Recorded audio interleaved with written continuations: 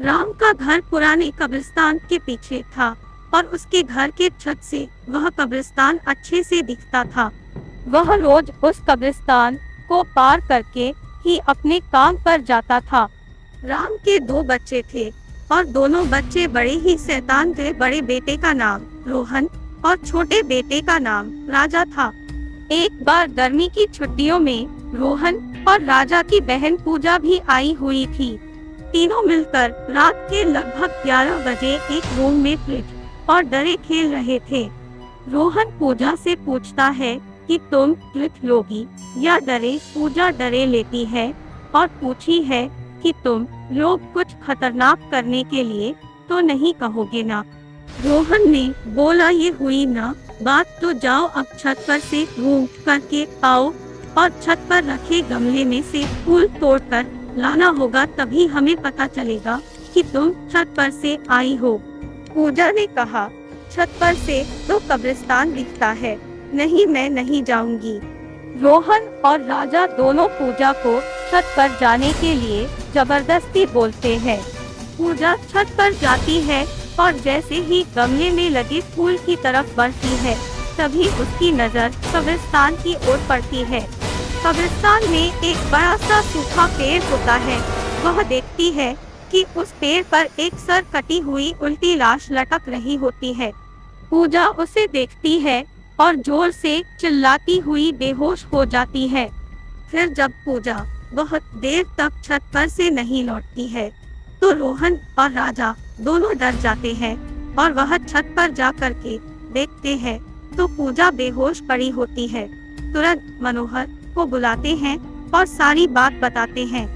राम ने बोला, तुम तीनों को ऐसा खेल खेलने की जरूरत क्या थी? और रोहन तुम तो जानते हो उस कब्रिस्तान के बारे में कैसी कैसी खबरें आती है, फिर भी तुम पूजा को रात में छत पर जाने के लिए क्यों भेजा? रोहन सोरे, डर मुझसे गलती हो गई, हम आगे से ऐसा नहीं करेंगे।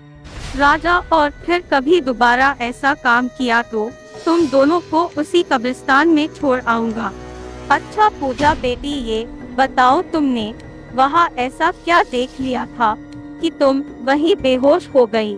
पूजा सहमी हुई हालत में राम को सारी बात बताती है कि उसने क्या देखा। राम ने उस कब्रिस्तान के बारे में ऐसी खबरें पहले भी सुनी हुई थी, इसलिए वह पूजा को डांटता नहीं है और बच्चों को संभल कर रहने की सलाह देता है। एक दिन राम को काम से छुट्टी मिलने में देर हो जाती है और उस दिन उसे ऑटो भी नहीं मिलता है। वह पैदल ही घर की ओर चल पड़ता है। इधर रोहन और राजा दोनों आपस में बात करते हैं। रोहन ने कहा, राजा तुम्हें क्या लगता है सोनिया ने जो कहा वो सच है? मुझे तो लगता है कि वो सिर्फ बातें बना रही है, वो उसका भ्रम होगा। राजा ने कहा, और नहीं भाई, तुमने उसकी हालत देखी नहीं एक दिन भी, और यहाँ रुकने को तैयार नहीं हुई। मुझे लगता है कि उसने सच में कुछ देखा होगा। रोहन ने बोला, चलो हम कब्रिस्तान में जाकर खुद ही देख लेते हैं। राजा ने कहा, और भाई तुम पागल तो नहीं हो गए हो? मुझे अपनी जान बहुत प्यारी है, मैं कहीं नहीं जाऊंगा और तुम भी मत जाओ। राजा के मना करने के बावजूद रोहन नहीं मानता है और वह अकेले ही कब्रिस्तान की ओर चल देता है। कब्रिस्तान का दरवाजा खोलता है और अंदर चला जाता है।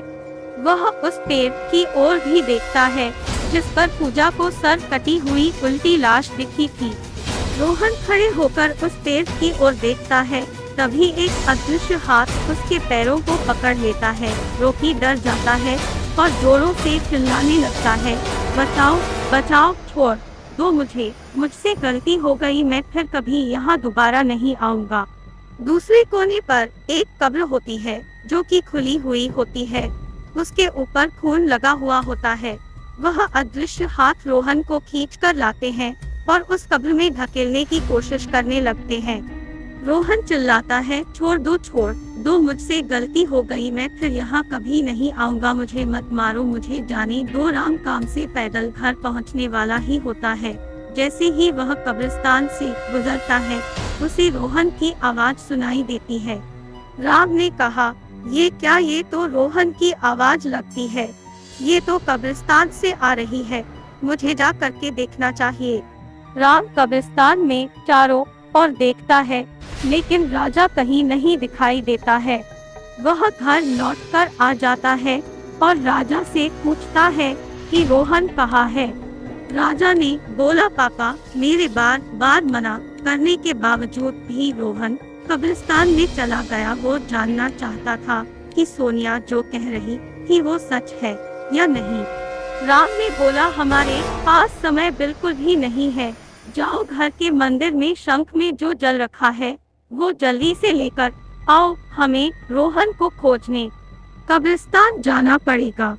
राजा वो जल लेकर आता है। राम और राजा कब्रिस्तान में जाते हैं। राम जल छिड़कता है, फिर उसे किसी के घसीटने का निशान दिखाई देता है।